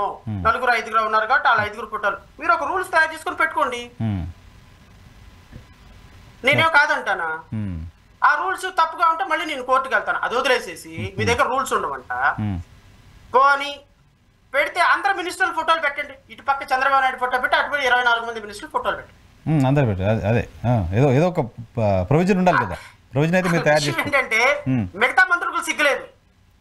అరే మాకు flight లేదు, ఆయనకి ఫ్లైట్లు ఇస్తున్నారు, మాకు helicopter లేదు, ఆయనకి హెలికాప్టర్లు ఇస్తున్నారు. అరే మాకు ఆయనకి ఏం తేడా ఉందా? ఆయన ఒక రాష్ట్ర పార్టీ అధ్యక్షుడు అయితే మాత్రం మనకి మద్దతు ఇచ్చి మన ప్రభుత్వంలో ఉంటే మాత్రం ఆయన ఫోటో పెట్టడం ఏంటి, మా ఫోటోలు తీసేయటం ఏంటి? అరే హోమ్ డిపార్ట్మెంట్ లో అనిత ఫోటో ఉండదండి. అవునా? హోమ్ మినిస్టర్ ఫోటో ఉండదు. అదేంటది? ఉండాలి కదా. ఉండకూడదు సార్. మినిస్టర్ల ఫోటోలకి లేదు సార్, మినిస్టర్ల ఫోటోలకి లేదు. ఒకవేళ పెడితే ఆ ఫోటో కూడా పెట్టాలి కదా అంటారు. పెట్టాలి కదా, కనీసం ఆ డిపార్ట్మెంట్ లోనే పెట్టాలి కదా. అంటే వాళ్ళు ఏమన్నా పనికి మాలిన పనిచేయని మినిస్టర్లా? ఈయన ఒక్కడే సినిమా యాక్టరా? కాదు సార్, మీరు ఏంది పవన్ కళ్యాణ్ టార్గెట్ చేశారని, పవన్ కళ్యాణ్ మీద రోజు విమర్శలు చేస్తున్నారని జన సైనికులు, పవన్ అభిమానులు, సెక్షన్ ఆఫ్ బ్యాచ్ మొత్తం మిమ్మల్ని టార్గెట్ చేస్తుంటారు సోషల్ మీడియాలో ఎక్కువగా చూస్తున్నా. ఎందుకు పవన్ కళ్యాణ్ గారితో మీకు ఏమైనా కోపమా, వ్యక్తిగతంగా ఏమైనా ఉన్నాయా? ఎందుకు అట్లా? నేను మీకు ఒక మాట చెప్తాను. పొలిటికల్ గా ఒక సినిమా నార్మల్ గా సినిమా స్టార్ కి ఒక ఇన్హెరిటెన్స్ గా ఒక ఇమేజ్ ఉంటుంది సార్. అంటే ఆయన కష్టపడకుండానే సినిమాల్లో కష్టపడితే చాలు, బయటకు వచ్చేస్తే పిలిస్తే 1,00,000 మంది వచ్చేస్తారు. ఆ పొలిటికల్ గా వచ్చిన వాళ్ళకి ఎన్టీ రామారావు కావచ్చు, ఇంకొకళ్ళు కావచ్చు, ఇంకో రావచ్చు, ఇన్హెరిటెన్స్ గా సినిమా స్టార్. ఇప్పుడు విజయ్ ఉన్నాడు, ఆయన ఏం సామాజిక కార్యక్రమాలు చేయాలి, అలా పిలవగానే 10 లక్షల మంది వచ్చేసారు. అట్లా ఒక సినిమా స్టార్ కి ఒక పొలిటికల్ ఇమేజ్ వచ్చినప్పుడు పొలిటికల్ ఆ ఇన్హెరిటెన్స్ గా కొంత అట్రాక్షన్ ఉంటుంది, ఆ స్టార్డమ్ ఉంటుంది. ఈ స్టార్డమ్ ని మీరు నిజాయితీగా నిష్పక్షపాతంగా పాలిటిక్స్ వరకు వాడండి, పర్లేదు, నేనేమి తప్పు పట్టను. పవన్ కళ్యాణ్ గారు ఈ ఈ ఈ సినిమా ఈ పాలిటిక్స్ ని ఏం చేశారంటే, ఆయన సినిమా స్టార్ గా పాలిటిక్స్ లోకి వచ్చి పాలిటిక్స్ ని సినిమా చేశాడు. ప్రాబ్లం అది, పాలిటిక్స్ ని సినిమా చేశాడు. ఓకే, ఎట్లా సినిమా స్టార్ పాలిటీషియన్ అవ్వాలి, ఈయన పాలిటిక్స్ లోకి వచ్చి పాలిటీషియన్ గా పాలిటిక్స్ ని సినిమా ఇచ్చేసారు. ఎట్లా? పాలిటిక్స్ లో నార్మల్ గా మాట్లాడే మాట, చేసే డాన్స్, సినిమాలో ప్రతిదీ అబద్ధమే. ఎట్లా? మాట్లాడే మాట అబద్ధం, నీ మాటలు కాదు, నీ పాటలు కాదు, నీ డాన్స్ కాదు, నీ కాస్ట్యూమ్ కాదు, నీ ఎడిటింగ్ కాదు, నీ రైటింగ్ కాదు, నీ పాట కాదు, నీ డాన్స్ కాదు, అన్ని కూడా మ్యానిపులేషన్. అన్నిటిని మ్యానిపులేషన్ మొత్తాన్ని ఒక చోట పెట్టి ఒక సినిమా చేసి ఒక వ్యూ పాయింట్ ఇచ్చేస్తారు. అది ప్రేక్షకుల్ని చాలా అలా తీసుకెళ్లి వదిలేస్తారు. మళ్ళీ 3 గంటల సినిమా అయిపోయిన తర్వాత ఇంటికి వెళ్ళిన తర్వాత మన ఇంట్లో పచ్చడి ఉంటే పచ్చడి తినాలి, చాప ఉంటే చాప మీద వేసుకోవాలి, మన డబ్బులు మనం సంపాదించుకోవాలి. This is reality. పాలిటిక్స్ లోకి వచ్చిన పవన్ కళ్యాణ్ అబద్ధాలని అన్యాయాలని ఒక సినిమా స్క్రిప్ట్ రూపంలో ప్రజలకి 5 సంవత్సరాల పాటు ప్రజెంట్ చేశారు. అది ప్రాబ్లం. ఓకే, మాట్లాడే మాట అబద్ధం, చేసిన వాగ్దానం అబద్ధం, అరిచిన అరుపు అబద్ధం, చేసిన వాగ్దానాలు అబద్ధం, ఇచ్చిన హామీలు అబద్ధం, నడిచే నడక అబద్ధం, మాట్లాడే మాట అబద్ధం, పీల్చే శ్వాస అబద్ధం, ఇచ్చిన మాట అబద్ధం, తిట్టిన తిట్టు కూడా అబద్ధమే. ఆయన ఓకే, ఒక్కటి కూడా కరెక్ట్ కాదు, ఆయన ఏది కాదు. ఇది రాజకీయాలకి చాలా తప్పు. ఓకే, మోడీని తిట్టాడు, పచ్చిబూతులు తిట్టాడు, మళ్ళీ మోడీ. చంద్రబాబు నాయుడు పచ్చిబూతులు తిట్టాడు, మళ్ళీ చంద్రబాబు నాయుడు. నారా లోకేష్ ని పచ్చిబూతులు తిట్టాడు, మళ్ళీ నారా లోకేష్. జగన్మోహన్ రెడ్డి ప్రభుత్వ హయాంలో 30,000 మంది అమ్మాయిలు మిస్ అయ్యారన్నారు, అబద్ధం. జగన్మోహన్ రెడ్డి హయాంలో నేను వస్తే 30,000 మంది అమ్మాయిని తెస్తా అన్నాడు, అబద్ధం. ఈ రాష్ట్రంలో మహిళల మీద చిన్న గీత పడితే కొత్త చట్టాలు తయారు చేస్తా అన్నాడు, జీరో పాలిటిక్స్ తీసుకొస్తా అన్నాడు, చెగోవేరా అన్నాడు. ఈ రాష్ట్రంలో స్వామి వివేకానంద అన్నాడు, డాక్టర్ బిఆర్ అంబేద్కర్ అన్నాడు, అసలు నాకు కులం లేదు మతం లేదు అన్నాడు. మొత్తం ఈ రోజు సనాతన ధర్మానికి నేనే ప్రతీకని అంటున్నాడు. మీరు ఒక్క మాట చెప్పండి సార్, పవన్ కళ్యాణ్ 2011 రాజకీయాల్లోకి వచ్చిన దగ్గర నుంచి ఈ రోజు వరకు స్టాండ్ బై గా ఉన్నటువంటి ఒకే ఒక్క మాట ఆయన నిలబడి ఉన్నాడు సార్. ఒక్క మాట చెప్పండి, మీరు సీనియర్ జర్నలిస్ట్ గా. నేను పవన్ కళ్యాణ్ గురించి మాట్లాడు. కాదు సార్, ఏ రాజకీయ నాయకులు ఉంటారు? చంద్రబాబు నాయుడు మోడీని తిట్టారు, మళ్ళీ కలిశారు. మోదీ చంద్రబాబుని తిట్టారు, మళ్ళీ కలిశారు.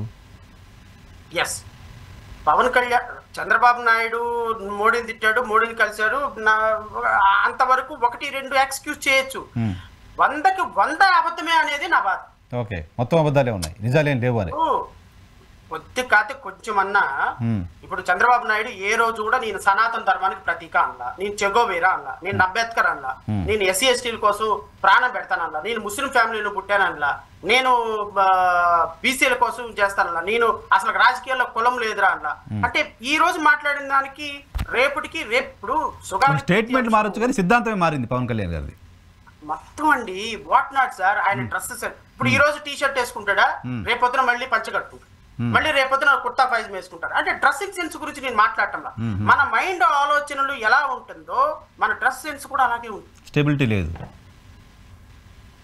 ఈ రోజు తీసుకున్న నిర్ణయం రేపు ఉంటుందో లేదో తెలియదు, రేపు తీసుకున్న నిర్ణయం ఎల్లుండి ఉంటుందో లేదో తెలియదు, ఈ రోజు సిద్ధాంతం రేపు ఉంటుందో లేదో తెలియదు, ఈ రోజు మాట్లాడిన మాట రేపు ఉంటుందో లేదో తెలియదు. ఇది రాజకీయాల్లో నీకున్న ఒక స్టార్డమ్ను వాడుకొని రాజకీయాలని పొల్యూట్ చేసేసేసి రాజకీయాలంటే ఇంతేనే అనేటువంటి ఒక యావగింపు కల్పించే విధంగా సినిమా స్టోరీ లాగా డ్రెస్ నీది కాదు, మాట నీది కాదు, పాట నీది కాదు, ఈ విధంగా రాజకీయాల్లో స్క్రిప్ట్ రాసుకొని వచ్చి అరిచి రంకెలు పెట్టి ఒక ఎమోషనల్ స్టేట్ ఆఫ్ మైండ్ లోకి ప్రజలను తీసుకుని వెళ్ళి వదిలేసేసి ఈ రోజు రాష్ట్రంలో కనపడకుండా పోయారు. మీరు గత 5 ఏళ్ళు జగన్మోహన్ రెడ్డిని తిట్టారు, జగన్మోహన్ రెడ్డి చేసిన విధానాలను తిట్టారు, పాలసీస్ని తిట్టాను, జగన్మోహన్ రెడ్డిని తిట్టాను, సర్కారు తీసుకున్న నిర్ణయాలు, పాలసీస్ని తిట్టాను, సర్కారు తీసుకున్న నిర్ణయాలని, కూటమికి సంబంధించిన నిర్ణయాలను తప్పు సమర్థించారు అప్పుడు అమరావతి విషయంలో కావచ్చు, మిగతా చాలా ఇష్యూస్లో. సో ఇప్పుడు శ్రవణ్ కూడా మారిపోయాడు కదా, అప్పుడు అట్లున్నాడు శ్రవణ్, ఇప్పుడు ఇట్లా అయిపోయాడు, వైఎస్ఆర్ కాంగ్రెస్ పార్టీ కోసం పనిచేస్తున్నాడు. మీరు ఒకటి ఆలోచించండి, 2018లో చంద్రబాబు నాయుడు మీద వాళ్ళ నారా లోకేష్ మీద 25,000 కోట్ల రూపాయలు అవినీతి చేశారని కేసు వేసినాడు. 19 ముందు హైకోర్టులో నేను కేసు వేసి చంద్రబాబు నాయుడు మీద ఫైట్ చేసినటువంటి వ్యక్తిని. 2019 నుంచి 24 వరకు ఇమ్మీడియట్ గా టర్న్ అయిపోయినా. ఎందుకు టర్న్ అయిపోయినాను అంటే నా టార్గెట్ ప్రతిపక్షం మీద కాదు సార్, నా టార్గెట్ ఎప్పుడు కూడా పాలక పక్షం మీద ఉండాలి. Yes that is the point. ప్రభుత్వాలను ప్రశ్నించడం అనేది నా నైజం. ఇప్పుడు చంద్రబాబు నాయుడు గారు ముఖ్యమంత్రిగా దిగిపోయి ఇప్పుడు జగన్మోహన్ రెడ్డి ముఖ్యమంత్రి అయితే మళ్ళీ నా ఫైటింగ్ జగన్మోహన్ రెడ్డి స్టార్ట్ అవుతుంది. రైట్ క్లారిటీ కావాలి. నేను నా పోరాటం నేను జగన్మోహన్ రెడ్డి తోటి నేను ఇప్పుడు కలిసి ప్రయాణం చేస్తున్నానంటే జగన్ అన్ని మంచి చర్యలు చేశాడనా కాదు, పాలక పక్షం మీద ప్రతిపక్షాలన్నీ కలిసి పోరాటం చేయాలనేది డెమోక్రసీ. I always believe. ఈ రోజు నేను పవన్ కళ్యాణ్ ఇప్పుడు ఈ రోజు నేను జగన్మోహన్ రెడ్డిని తిట్టుకుంటా వాళ్ళని తిట్టుకుంటా చేయగలుగుతానా?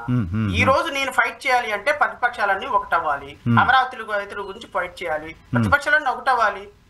ఇప్పుడు పీపీపీల మీద పోరాటం చేస్తున్నాం, జగన్మోహన్ రెడ్డి నేను అందరం కలిసి పోరాటం చేయాల్సిందే కదా. రాజకీయాల్లో పాలక పక్షాన్ని టార్గెట్ చేసి ఎప్పుడైనా ఒక ఉద్యమం చేయాలి, రాజకీయాలు ప్రయత్నం చేయాలి తప్ప నువ్వు గత ప్రభుత్వం ఏమో జగన్మోహన్ రెడ్డిని తిట్టి ఇప్పుడేమో మళ్ళీ చంద్రబాబు నాయుడు తిట్టకుండా మళ్ళీ నేను చంద్రబాబు నాయుడు దగ్గరికి వెళ్తే నాది రాజకీయ పార్టీ ఎట్లా అవుతుంది? రైట్. ప్రజలకు సంబంధించి ప్రభుత్వాలు చేస్తున్న తప్పుల్ని ప్రశ్నించడం అనేది point. That is the agenda. అందువల్లే గత పవన్ కళ్యాణ్ గారికి నాకు వ్యక్తిగతమైన ఎజెండా ఏముంటుందండి, రాష్ట్ర రాజకీయాలని ఈ విధంగా చెప్పినటువంటి మాట మర్చిపోయి షార్ట్ టర్మ్ మెమరీ లాగా గజనీ లాగా ప్రవర్తిస్తున్నటువంటి రాజకీయాల వల్ల మీరు రేపొద్దున ఎవరైనా ఒక మంచి మాట చెప్పినా మాలాంటి వాళ్ళు వచ్చి చెప్పినా వినే పరిస్థితి ఉండదు ప్రజలు. ఇట్లాగా నీకంటే పెద్ద ఎక్కువ చెప్పాడు పవన్ కళ్యాణ్, ఆయనే వెళ్ళిపోయినాడు మీరేందే అంటారు. సో రాజకీయాలని కొద్దిగా కల్మషం లేకుండా మాట్లాడేటప్పుడు బాధ్యతగా మాట్లాడు, ఇచ్చిన వాగ్దానం ఆలోచించుకోనివ్వాలి. ఈ ట్రాన్స్పరెన్సీ, ఈ అకౌంటబిలిటీ రాజకీయాల్లో లేకపోతే రాజకీయాలు అనేవి కేవలం ఒక సినిమాటిక్ స్టోరీ లాగా నాకు ఒక ఫేస్ వాల్యూ ఉంది కాబట్టి నా దగ్గర ఒక 100 కోట్లు ఉన్నాయి కాబట్టి నేను ఎన్ని అబద్ధాలైనా చెప్తాను, నేను ఎన్ని ఇప్పుడు మన విజయ్ తమిళనాడులో 39 మంది మరణానికి కారణమైనాడు, అదొక స్టంట్, సినిమా స్టంట్ లాగా చేసి కారణమైనాడు. అలాంటి వ్యక్తి రేపు ఉప ముఖ్యమంత్రి ప్రజలు చేశారనుకో వాళ్ళ కర్మ ఇంకంతే. ఇప్పుడు ఈ రాష్ట్రంలో అక్కడ విజయ్కి ఇక్కడ పవన్ కళ్యాణ్కి పెద్ద తేడా ఏం లేదు, అందరు సినిమా వాళ్ళే. సినిమా వాళ్ళ ఆలోచన విధానమే, సినిమా వాళ్ళ మ్యానిపులేషన్ పాలిటిక్స్, ప్రశాంత్ కిషోర్ లాంటి దుర్మార్గులు వచ్చి ఇట్లాంటి వాళ్ళందరినీ ప్రొజెక్ట్ చేయడానికి మ్యానిపులేటెడ్ పాలిటిక్స్ చేసి రాష్ట్ర రాజకీయాలను కలుషితం చేశారు కాబట్టి రాజకీయాలు ఇట్లా సచ్చినాయి. సో సినిమా వాళ్ళు ఎవరు రాజకీయాలకు పనికిరారని చెప్పదలుచుకుంటున్నారా? నో, సినిమా వాళ్ళు ఎవరు రాజకీయాలకు పనికిరారు. సినిమా వాళ్ళు సినిమాని సినిమాగా చూడండి, రాజకీయాల్లోకి వచ్చి సినిమా స్టోరీలు చేయొద్దు, సినిమాలు చేయొద్దు, రాజకీయాల్లో సినిమా చేయొద్దు. అల్టిమేట్ గా నా బాటం లైన్ అయితే రాజకీయాలు చేయండి, సినిమాల్లో సినిమాలు చేయండి, అక్కడ చేయకండి. లాస్ట్ మాట చెప్తాను సార్. ఎన్టీ రామారావు గారు వచ్చారు.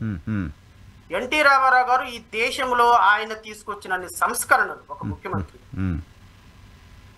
ఇంకొక ముఖ్యమంత్రి చేయాలి. అలాంటి మహానుభావులను మనం ఎలా తప్పుపడతాం? డెఫినెట్ గా రాజకీయాలు సాధారణ జనాలకు కూడా రాజకీయాలు తెలిసేలా చేశాడు, మండల వ్యవస్థ తీసుకొచ్చారు, బీసీలకు అధికారాలు ఇచ్చారు, చాలా చేశారు ఆయన. ఎన్టీ రామారావు గారి నోటు నుంచి ప్రాథమికమైనటువంటి ఆధారాలు లేకుండా ఒక ఎలిగేషన్ లేదు ప్రతిపక్షం మీద ఈ రోజు వరకు కూడా. ఆయన నేను చాలా తక్కువగా ఫాలో అయినా, నాకు తెలీదు, కానీ ఆయన నేను కొద్దిగా స్టడీ చేసిన తర్వాత నాకు తెలిసింది ఏంటంటే ప్రాథమికమైనటువంటి ఆధారాలు లేకుండా ఒక మాట మాట్లాడితే పవన్ కళ్యాణ్ మాటకి ఏదైనా విలువ ఉందండి ఈ రోజులో? Seize the ship. ఏమైంది seize the ship? Seize the ship ఏమైపోయింది? రాష్ట్రంలో ఆయన చెయ్యని ఎలిగేషన్ లేదు మంత్రుల మీద. ఏ మంత్రుల మీద ఎలిగేషన్స్ ఒక్కటన్నా ప్రూవ్ చేశారా? సో కాబట్టి పవన్ కళ్యాణ్ గారిని నేను రిక్వెస్ట్ చేసేది ఏంటి, వాళ్ళ అభిమానులు రిక్వెస్ట్ చేసేది ఏంటి అంటే, నాకు వ్యక్తిగతమైనటువంటి పవన్ కళ్యాణ్ గారి మీద నేనెవరు నన్ను కోపం పడడానికి, నా స్టేజ్ ఏంటి, నా స్థాయి ఏంటి కాదు. ఇలాంటి వ్యక్తులు అబద్ధాలు చెప్పటం ప్రజాస్వామ్యానికి, పాలిటిక్స్ కి మంచిది కాదు. ఆయన అబద్ధాలను నేను ఎక్స్పోజ్ చేస్తాను. పొలిటికల్ పార్టీగా మీ వర్షన్ మీరు మీ విధానం మీద చెప్పుకుంటూ వెళ్తారు, అంతే కదా? Right sir, thank you very much Shravan గారు సమయం కేటాయించినందుకు. ఇది శ్రవణ్ గారితో స్పెషల్ రియాలిటీ చెక్. చూస్తూనే ఉండండి.